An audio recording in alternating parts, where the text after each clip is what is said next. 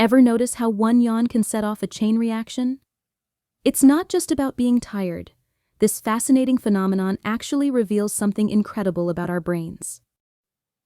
When you see someone yawn, your brain might be mirroring their state. Scientists believe contagious yawning is a form of empathy, a way our brains connect and understand others' feelings. It's like your brain is saying, "I get it, you're tired, and now I feel it too."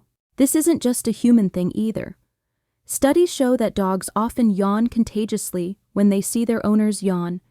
It's another heartwarming sign of the deep bond and emotional connection we share with our furry friends. So next time you yawn, remember, you might just be spreading a little empathy.